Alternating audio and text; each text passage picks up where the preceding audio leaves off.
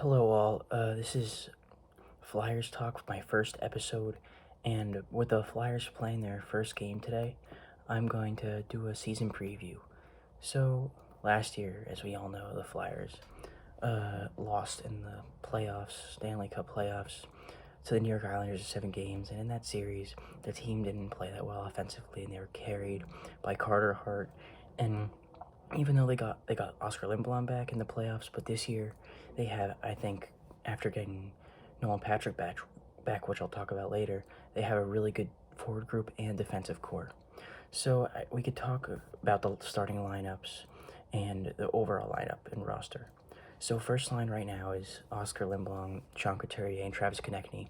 Now this line had an awesome year last year before obviously Lindblom had cancer, which is terrible, and then but yeah, before that they were clicking, and that was a part of the reason for the Flyers' early season success. And to have that there now is just really good for this team, and I think that they could potentially add some real scoring power this year. And then second line right now is Giroux, Hayes, and Farabee. This is an interesting line because I don't know if Hayes should be second line, maybe third line. I know it's an unpopular opinion, but Giroux and Hayes and Farabee should make up a very good second line. And with Farabee being there, it really helps our forward depth. Like, he's a guy I really think could break out this year and prove to be on a normal 82 game season. Maybe he could get like 18 goals, something like that. Obviously, won't get that this year. I mean, one could hope, but I don't see it. But I think that's a good second line for this team. And then third line right now, they have JVR, Nolan Patrick, and Jake Voracek off. And then obviously, Nolan Patrick didn't play last year because of his migraine disorder. So it's awesome to have him back in the lineup. Hopefully, he can prove the haters wrong by having a good season and maybe even pushing Kevin Hayes out of that second line center spot. And that third line of JVR, Patrick, and Voracek has got to be one of the best third lines in the league. And then fourth line, Raffle, Lawton, and Nick Aube-Kubel, my favorite player. That's a great fourth line. Like, all those guys have some offensive ability, but they could also skate and score. And I think this is one of the better fourth lines that we've had in a while, better than the days of Phil Veroni and Corbin Knight for sure. And then now onto the defense. First off, Gostisbehere right now is out. They're not really saying why, so he won't be in the opening night lineup.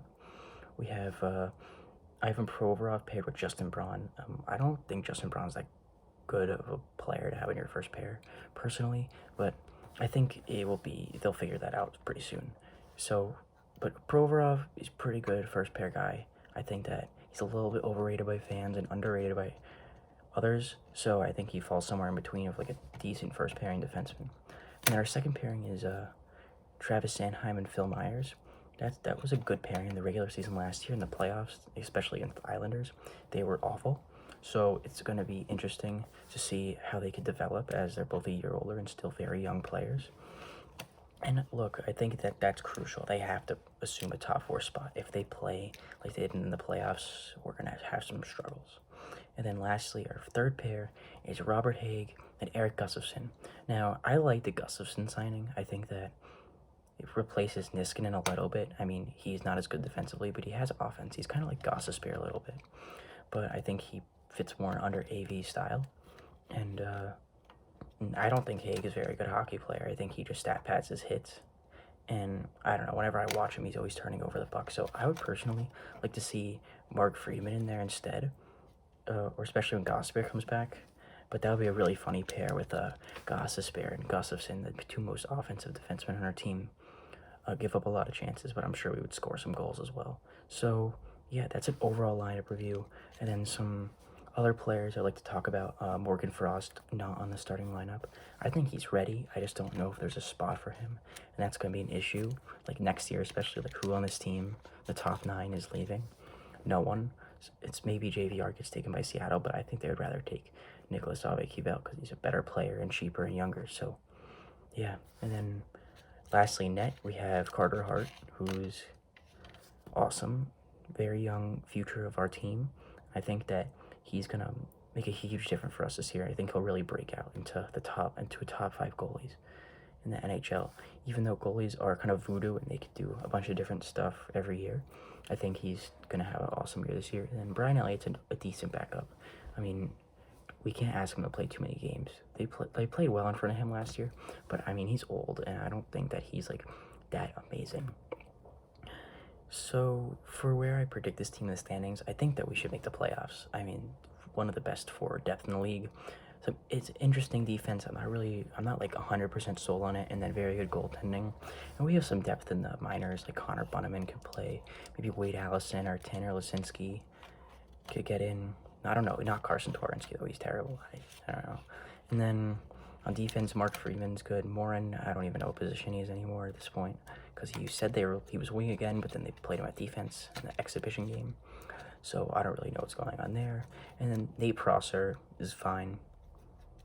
Hopefully he never has to play, but I think if they do play him, it won't be the end of the world. And so I think that we have good depth around the roster. But the one thing, our division's really tough for this year, especially since we only play our own division. There's some really good teams. The Penguins, the Capitals, or I don't know how I'm sold about the Capitals, but the Bruins and the Islanders could always win games with their team. So even the Rangers getting Alexis Lafreniere will be, I don't know, maybe they'll be good. I don't think they'll be that good. I think their defense still sucks.